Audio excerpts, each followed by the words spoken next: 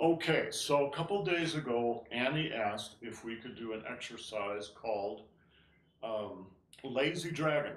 Lazy Dragon rolls on the beach. So we're going to look into that move today in some detail. Let me demonstrate it really quickly. Then I'm going to ask Annie to work with me to show what it's for. And then we'll break it down into its constituent parts so you can do it correctly, all right? So this is what it should look like.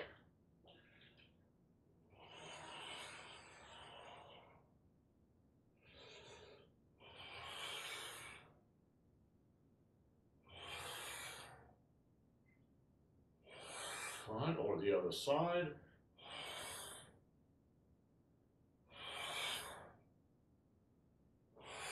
Or double.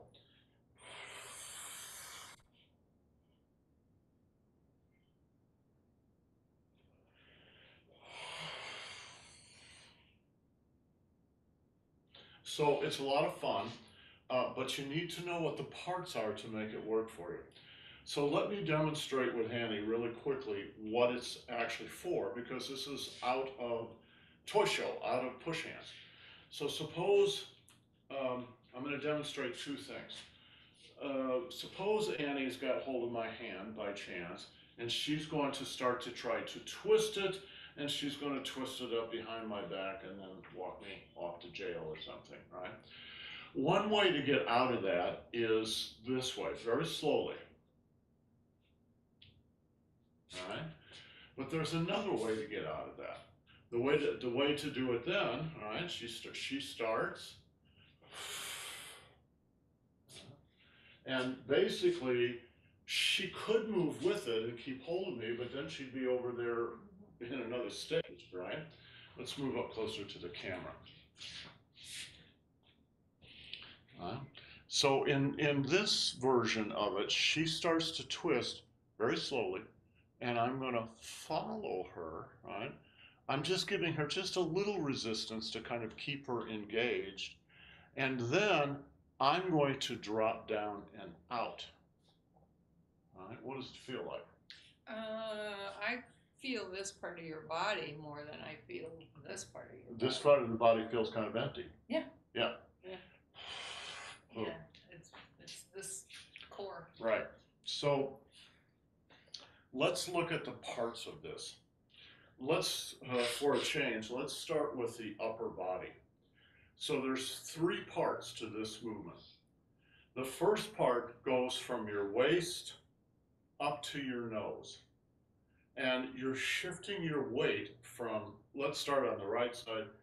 So you're shifting your weight from the right foot to the left foot. Very simple movement.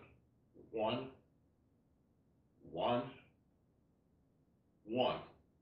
The second part of the move dives down. All right? So it's one and then two. Now you notice when I go down, I'm going to sink in the left quad.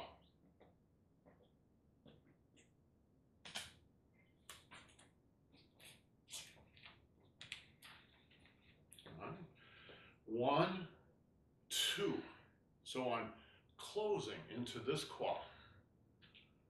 One, two. And then the third part is to come back out to where we started. So it makes a big triangle. One, two, three. One, two, three. Now, when you go down, so move part number two here. When you go down, it's not passive, it's active. So she's got hold of me, right? I'm going to go one. Now, and when you do this in real life, it isn't going to be this beautiful triangle like when you're exercising, because you've got somebody else attached to your arm here. And it'll be half a second. But the way you do it is not by moving your arm, it's by moving your weight.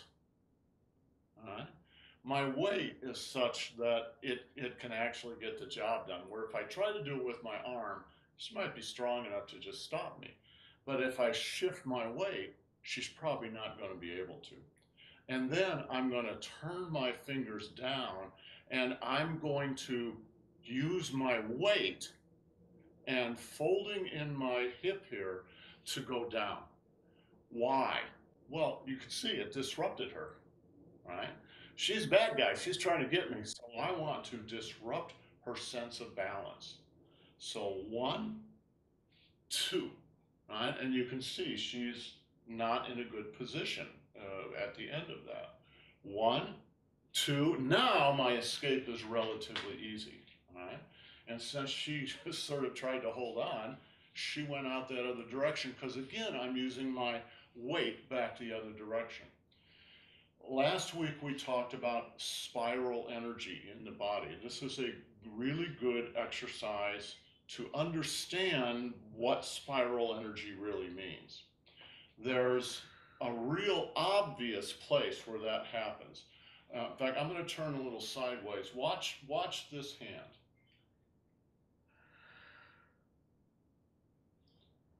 Spiral, right? When she's got hold of me, right, and I spiral, watch what happens with her. It's hard for her to hold on. I'm going to fill this hand with chi, so it's not like a limp rag. It's more like an arrow, right? Boom. And the chi actually comes up your body, right? Yeah. All right. But there is another place. There are 2 other places where there's a spiral in there. It's just not as obvious, right? One of them is here, right? Well, it doesn't really look like my arm is spiraling very much, but think about this down here. This is spiraling down here, and then it spirals down here, and now it spirals out. So really, it's a whole body spiral going from foot to foot. So from right to left, and then from left to right. And I'm just gonna put my left hand behind my back just so you doesn't confuse things, right? Spiral up, sink, spiral out. Spiral up, spiral down, spiral out. Okay, let's practice this a little bit. We'll do 12 on the right, 12 on the left, and then we'll do 12 in the center. So a really important part of this is you need to be in a horse stance to make this work. Most of real Tai Chi is done in a horse stance. That relaxes your pelvic area and allows everything to move down here, which is the real key for Tai Chi, right? So spiral up, spiral down, spiral out. Now the key to the horse stance is your knees. You want to open your pelvis. The way to open your pelvis is to open your knees, like so you're like a bow-legged sailor. All right? Okay. 1, 2, 3. All right. 1, turn your waist to the left. Sink, turn your waist to the right. Turn your waist left, turn your waist right. Turn your waist left, turn your waist right. But the hips stay forward, right? Yeah, the hips stay forward, but the waist turns. Well, the hips turn a little bit.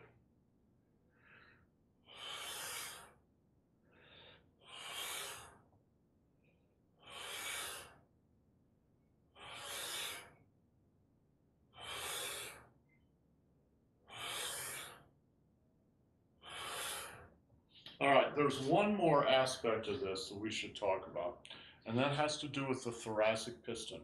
So the connection between the dantian and the Tanzhong acupuncture points. Hold on a second. All right, here's the Tanzhong. Here's the dantian. And essentially the back of the dantian is also a big acupuncture point. It's actually a little bit higher, but it's called the Mingmen. And you're going to need to be aware of those and use those points in this movement, and I'll show you why. When you begin this movement, remember she's trying to control and twist my hand, and I'm going to use my body weight to go up here. But the body weight's not enough. You also have to come up into your Tanjong acupuncture point. Boom. Now, you can't stay there. You have to sink. And to sink, my chest is in the way. So I have to sink inside my body back into my Mingmen in order to make room for that motion. So this is a pretty complicated internal move. All right? Chest, and then into the lumbar area, and then out. So it's not just your arm moving, it's your whole body inside moving.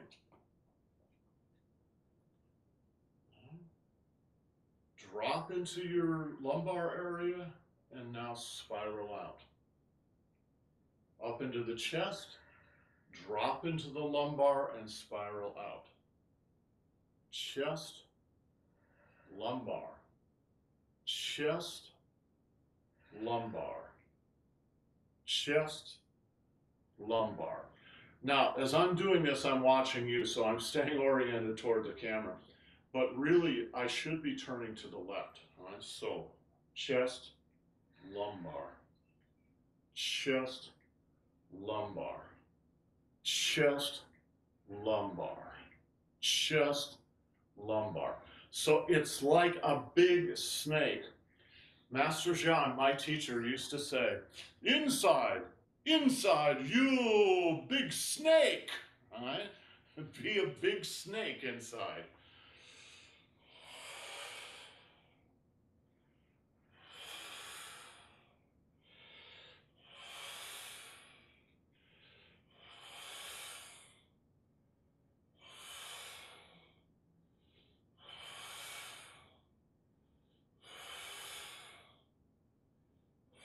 Front and the other side.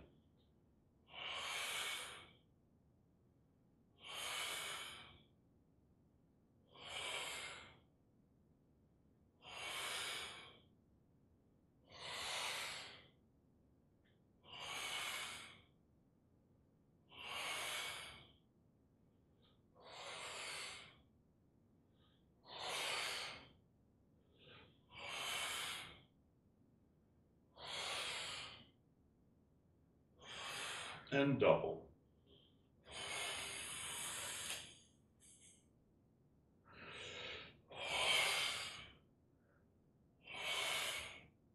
Shift your weight.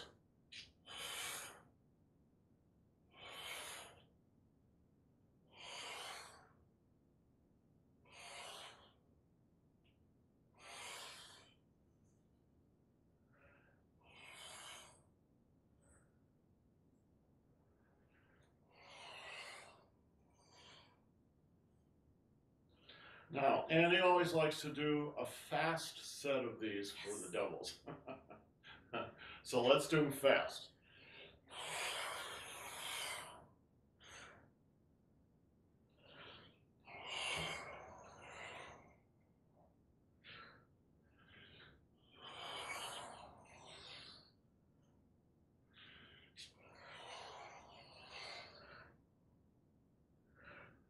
And good.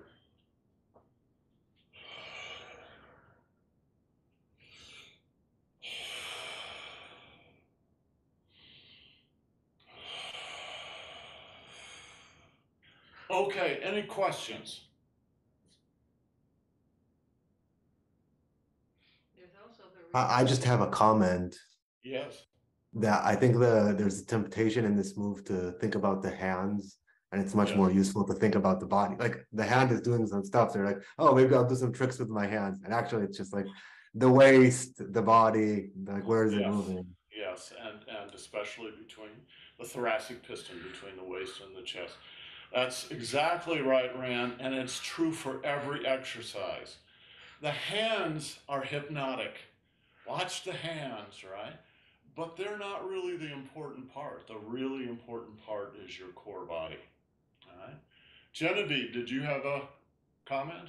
Yeah, I think so. I love the lazy dragon. This is maybe my #1 favorite move. So thank you, Annie, for bringing this in for a class.